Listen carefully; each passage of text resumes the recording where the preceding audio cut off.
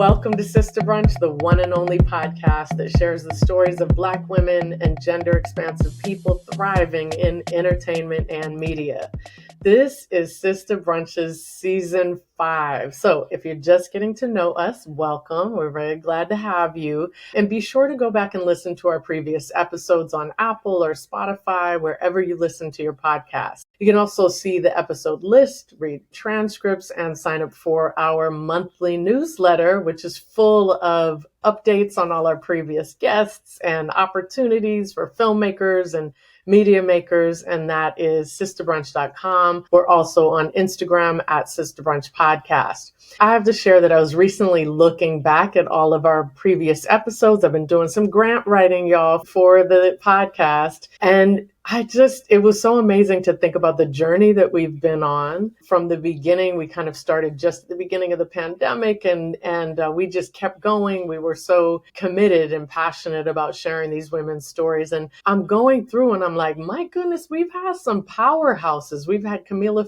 Forbes, who just is opening up the new Soul Train on Broadway pretty soon. Felicia Pride, Winter Dunn, Hanalei Culpepper, who's just killing it as a sci-fi director, Michelle Crenshaw, the cinematographer, Taylor K. Shaw in animation. The list goes on and on of these incredible women we've had. And we're just so proud to be part of their journeys. And what I realized in sharing all these stories is that we're not just creating this space for Black women and gender expansive people to share what it's like to thrive in a really tough industry, but we're also creating an archive, because if you go back and listen to their episodes, even Anya, our co-host, she was kind of just coming off of Blackish, and now she's just running things, directing all the time. So we are so proud to have all of them. And our guest today is no different than everybody that we were just referring to. We see so much promise in the future for what this guest is going to bring us. Welcome to Sista Brunch, LaChelle, Chrysanne. Thank you for having me. So glad you're here. So I saw that you grew up actually outside of Minneapolis, Minnesota. Mm-hmm. I've heard so many good things about Minneapolis. There's Prince, so we just all know that, right? But still, I hear that it's kind of this really amazing, eclectic place. And so I'd love to hear your journey of growing up there and how you ended up sitting here in front of us. Yeah, I mean, it's a very non-linear path here.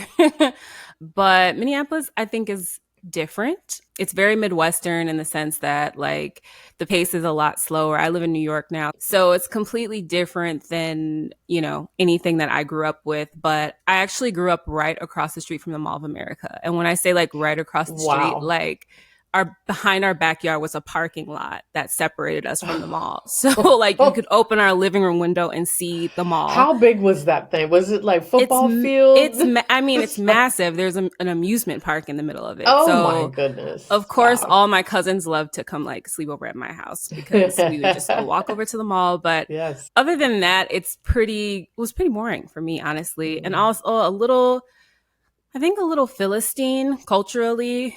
I think safety and security and doing what, society expects of you is very emphasized in the Midwest. It's not really a place where a lot of people who are risk takers or rule breakers or unconventional can kind of thrive. And so I've moved around a lot. I had a brief stint in Phoenix when I was 18 and then moved back home, was home for a number of years. Then I moved to Chicago in 2012. I lived there for 4 years. And that was just kind of to like move somewhere where there were more creative resources, because that was kind of the beginning of me exploring my artistry. And then after that, I moved to New York in 2016, and I've been here ever since. So tell us about the time that the pastor heard you singing, though. Where did that come in? Oh, wow. You did your research.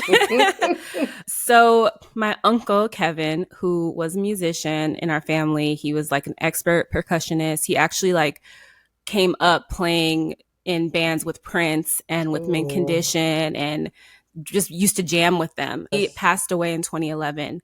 And that was really hard for me because he was just he was like the glue of our family. And I insisted on singing at his funeral.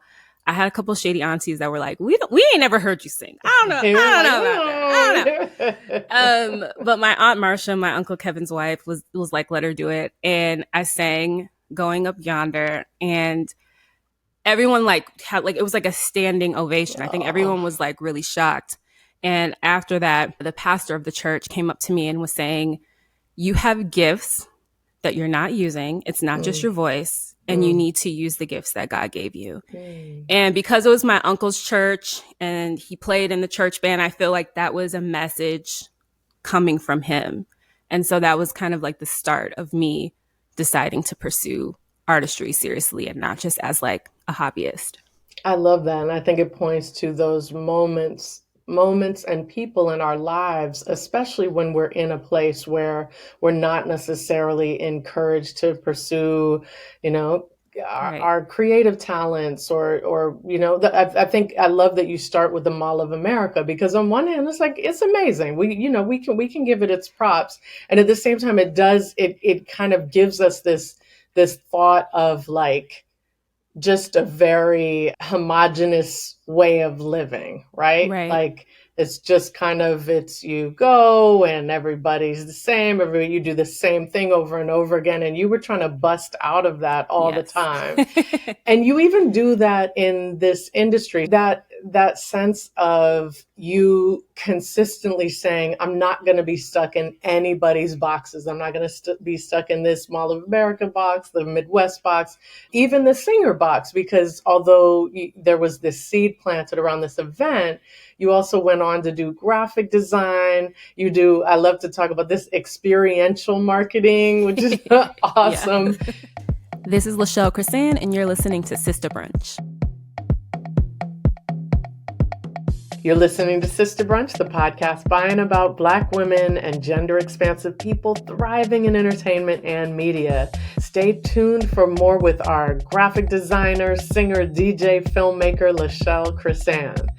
And after you listen to this episode, head on over to your podcast platform and leave us a review. But not just any review, besides the 5 stars, because we do appreciate that. But you know what we would love you to do this time? You know how we always ask our guests what their favorite brunch item is? So in your review, include your favorite brunch item. What do you like to eat? What do you like to drink? And then maybe some advice to your younger self. So it is your turn to do that on our reviews, and let's get back to this conversation with LaChelle Chrysanne. So did you have also people telling you all the time, no, this is the path you have to go on? And what kept you continually trying new things? I don't know if it was necessarily people telling me the path that I have to go on. I think it was more so not having any guidance at all. And so kind of having that, I come from a single parent household. Going to college was not really a priority because just trying to make ends meet. And so it kind of created a lot of freedom for me to figure out what I wanted to do. I think that's the positive of it. And so a lot of it was just like kind of throwing things at the wall and seeing what sticks, but also just gravitating towards things that I was just feeling drawn to, and like, all right, well, I kind of like music. Let me try that out. Or I kind of like design. I think I'm a little bit good at this. Let me see how far I can go. So it's just kind of like really just exploring a lot. And do you find that, so we could talk a little bit about what you're doing now as your kind of, sometimes I refer to it as a survival job, but in your case, it's like you enjoy doing it also.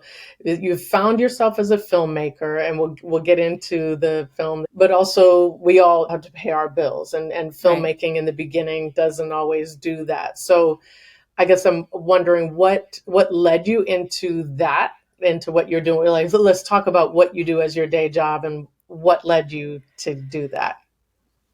I feel like it's kind of a complex question because I've had like every single job you can possibly think of. And it was just one of those things where I was kind of just excelling up this corporate ladder, and like was very intentional about the moves I made. I think what was the big shift was moving to New York. So prior to living in New York, all of my day jobs were non-creative, administrative work, just whatever. And I got to New York and I was still kind of doing that work for the first year. And I was like, you know what? If I'm going to live here, I want to at least like work in an industry that is like interesting or exciting. And so I decided to like use my administrative coordinator skills, and I got a job at a music venue in the events department. So that was like the very beginning of it. And I worked at that music venue for a while. And then I got to a point where like they were going to, you know, promote me, but they were like dangling the promotion over my head and a lot of microaggressive behavior, all that stuff. And then I just was like, you know what? I'm going to go freelance. I got an opportunity to work on the production team for Tribeca Film Festival. Yes. And so that was just kind of my in, is like, all right, I'm a freelance production person. And then it was me reaching out to, I think the first long-term freelance gig I had was actually with Vice. And I reached out to like the VP of Vice's experiential department. I was like, hey, I'm freelance if you need anyone. And she was like, actually, I do I need someone. And like, a lot of those people don't have time to like look for talent. So she was just like, it's just so coincidental. Right, and so that was 2019. And I've been freelancing in experiential and the other types of production too, but mostly experiential since then. Talk more about what does that mean, experiential marketing and branding. What exactly does that look like? So it's basically a version of marketing where you are providing an experience for a brand. So that experience can be an activation, a pop-up, an event. It could be a digital experience. It could be a virtual reality experience. It could be any number of things. Primarily, I do like events, activations. And so a lot of it is like working with fabrication builders and creative directors and environmental designers and collaborating on how we'll build this giant thing for a couple of days in a space. Can you talk about one that you've done? Or are you under confidentiality agreement? No, I'm not under confidentiality. There's been a couple that like were really, I was like, I can't believe I got to do this. I did one for HBO Max last year. And it was for their Black and Missing documentary. And so we basically did projection mapping, which is literally kind of what it sounds like, of these reimagined missing persons posters. So we reimagined the Black missing persons posters into like artwork. We commissioned artists to like re-illustrate them. And we projected them onto this, I think it's called the Reginald F. Lewis Museum in Baltimore, this massive museum. And it was just like a call to action to like, don't forget these people. Yes. And what's crazy is that one of the missing persons that we included in that was from Baltimore, and her case had kind of gone cold for a while.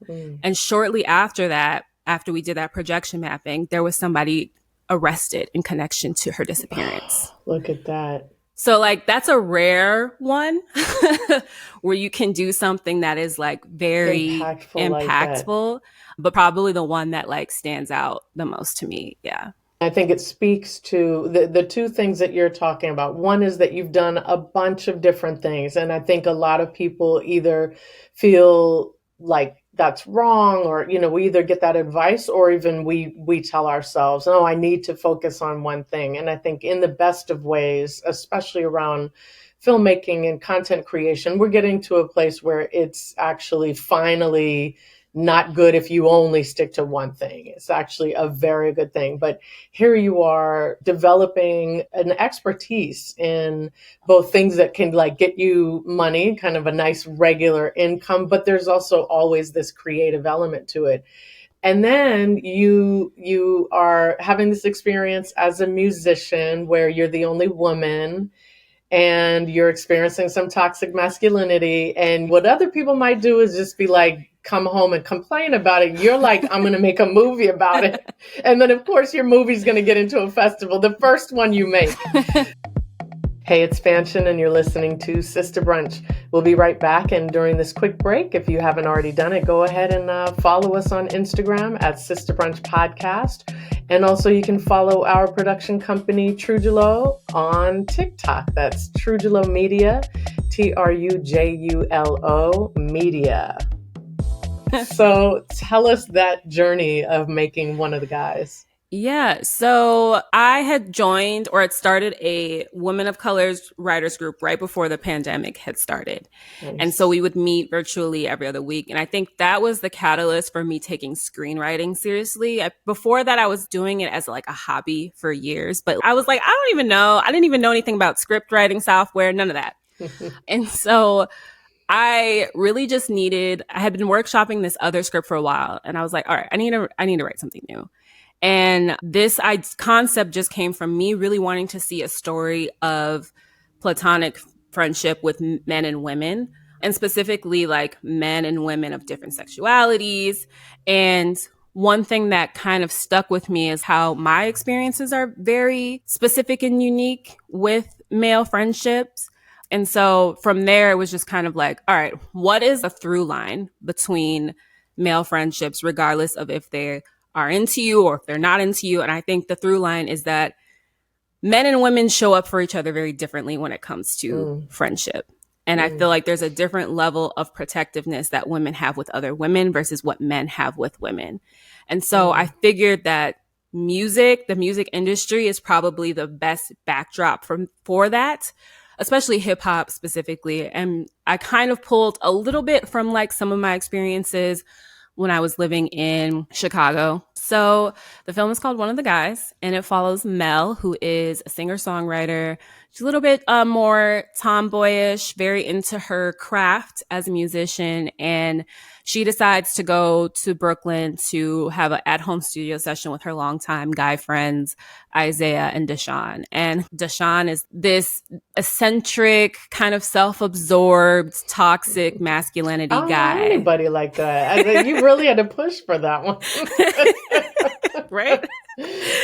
And so, the main conflict that it seems like is happening throughout the film is that, Mel wants to focus on work and Deshaun he wants to have girls over, he wants to do ciphers, he wants to do drugs, all this stuff.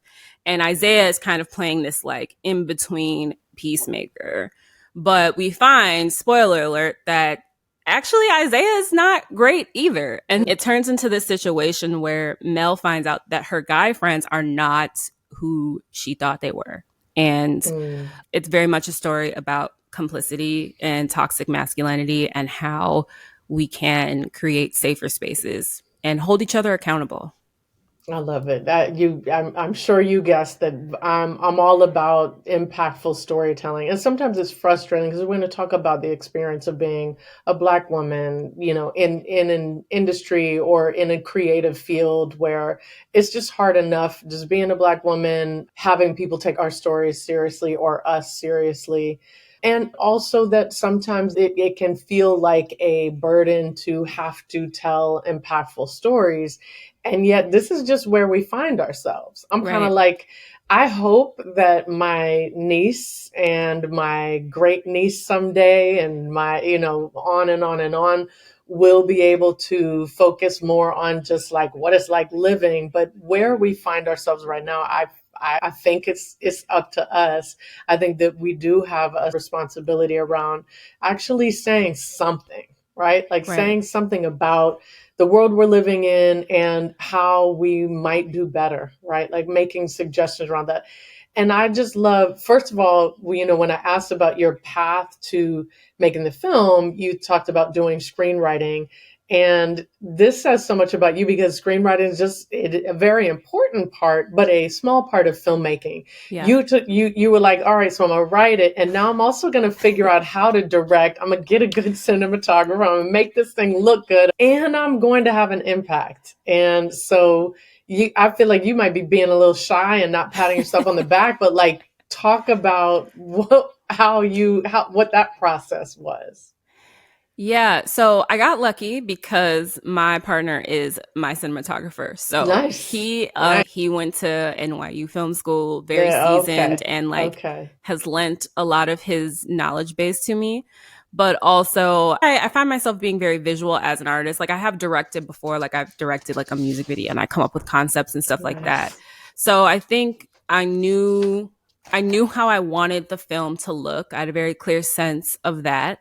And leading up to like shooting it, it was a lot of studying, specifically studying how to direct actors. Okay. Like storyboarding, those type of things come very naturally to me. Production design, that all came very natural to me. But I Okay. really wanted to make sure that those performances landed, because Mm. otherwise it would have came off You cheesy. can feel it. And that's the hard thing about impact too, is like you got to get that part right. It's got to feel authentic to actually have the message versus being dogmatic and just, kind of robot speaking on screen. Right.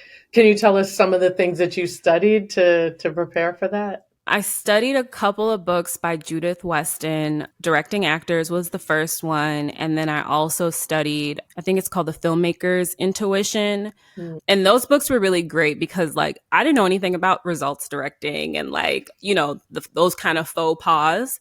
And I feel like reading those before meeting my actors was really helpful because it kind of allowed me to give them the space to do what they do. Yes. And they did, I Yes. feel like, a phenomenal job at it. So yeah. Nice, nice. Which means you did a phenomenal job. You do such a great job on it. Okay, so let's talk about your experiences as a Black woman in all creative fields. Like, what are the benefits of it, and what are the challenges? I think the benefits is just having a very broad and unique perspective. I think that being a Black woman connects me to humanity in a way that I don't know that I would be connected to if I, wasn't at this specific intersection of gender and race.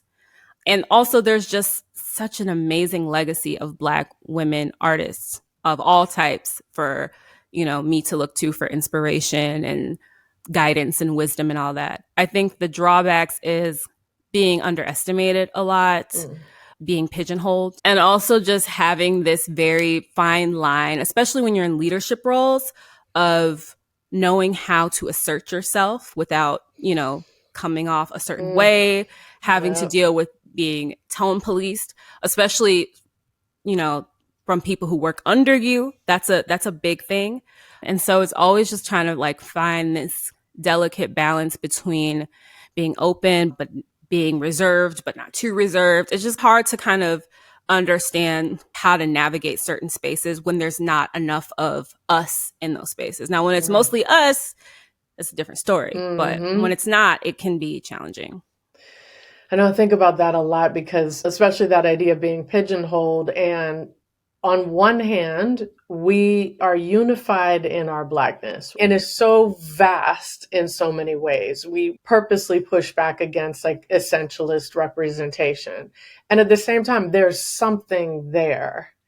And so sometimes when outside forces pigeonhole us, they are the exact thing. I know for me, sometimes I'm like, well, that's the exact thing I want to be known for. I just don't want you to expect it Right. when I come. Right. It's that constant kind of challenging balance that we have, which is part of the experience too, isn't it? Well, Yeah. I love talking to younger folks. I'm 53. So I love just thinking about the ways that both things have changed and also pieces that are the same, that are good that they're the same. Like the fact that we unify around this experience, the fact that we have terminology around toxic masculinity or misogynoir that, we didn't necessarily use those terms, but we knew we were experiencing these things. So I love speaking to younger folks about just, where we've been, where we're going. So on the where we're going, where do you want things to go for Black women? And then transition that into what you up to and what's next. I just want to see Black women take up space, as much Mm. space as we possibly can. I want to see people respect the contributions that we've made. That doesn't mean, kissing our ass. That doesn't mean, you know, allowing us to not be accountable for the ways that we need to be accountable. But that does mean like just more respect on our name Mm. and more places where we are empowered to build and create and be the architects that we are without people obstructing and without people feeling like they need to come in and, no, this is how you do. No, we got this. Yeah, we got this. Let me tell you how. If only y'all listen. Right? Exactly. I love it. And how about for you personally? Where are things going? I don't know where things are going. Yeah. I think that I definitely want to, take more time just studying the craft a lot. I have a lot of other projects that I've been writing and that kind of thing, but I think there's this kind of social media rat race going on right now. Mm-hmm. Everyone feels like they need to let's stay relevant. Let's stay in people's minds. It's exhausting. And I really have to ground myself and reconnect to my intention and my artistry and really just sit and be quiet. Especially the industry is just in such a weird space right now anyway. Yeah. So there's really no need for me to feel like, oh my God, I got to do this. I got to do this. So where I'm at right now is just taking that time to study, taking that time to think of other ways to sustain myself as an independent creative, and just being open to what happens, and we'll see where I go. So we've got our signature Sista Brunch question. So you, LaChelle, are sitting down to a Sista Brunch with the younger LaChelle. You can make her whatever age you'd like. But what are you both eating? What are you both drinking? And what do you tell her? What are we both eating? That is a really good question, because I feel like my diet has changed so much as I've gotten to be an adult. Maybe we're both eating nachos, microwave nachos. I might be eating the non-dairy version, but we'll be eating them together. Mm-hmm. Are you vegan? I'm not vegan. I'm just non-dairy. Not don't tolerate dairy well. Nah, it's not for me. Yeah. We're probably both drinking water. Okay. What do I tell her? Mm-hmm. You are more powerful than you think you are, is what I would tell her. I don't think the younger version of myself could have ever imagined me as I am now. And the glass ceilings I've been able to break and the strides that I've made, I feel like the younger version of me needed to hear that, especially when you don't have agency as a young person. You don't know where you're going. You don't have a lot of guidance. But I think knowing that I'm more powerful than I think I am, would have definitely sustained me a little bit more, especially in those early 20s. Love it. Yeah. Don't kill me, and we'll cut this part out if you want, but could you sing for us? No. I did. I put ask her to sing. Parentheses, question mark. I might have to, I honestly thought about dusting this mic off. I can't even think of the last time I used this thing. I love it. Well, you sound good. Honestly, just hearing your story, about how that was kind of that spark. I feel like that was such an important spark. So, but I hear you. So then we'll have you come back once you pulled the mic out, you dusted it off. So when you're ready, we will have you come back. Okay. LaChelle, it was so great talking to you. We're so glad you came on Sista Brunch. Thank you so much for having me. Sisters and siblings, thank you so much for being here for another episode of Sista Brunch. A reminder that you can read the transcript of every episode and also find our show notes on our website at sistabrunch.com. If you love watching videos instead of just listening to the audio, you can also head over to the Trujulo YouTube channel. So you can go to youtube.com/Trujulo Media. That's TRUJULO Media on YouTube. We deeply appreciate your support by subscribing to our podcast, leaving us a great review, and sharing it with your friends, family, colleagues, and community. Sista Brunch is brought to you by Trujulo Productions. Our show creators are me, Fanchon Cox, Anya Adams, Christabel Ncia Boadi, and Brittany Turner. Our co-producer is Mimi Slater. We acknowledge that the land we record our podcast on is the original land of the Tongva and the Chumash people. We cannot wait to share more guests with you. Take good care, and we'll talk to you soon. Bye-bye.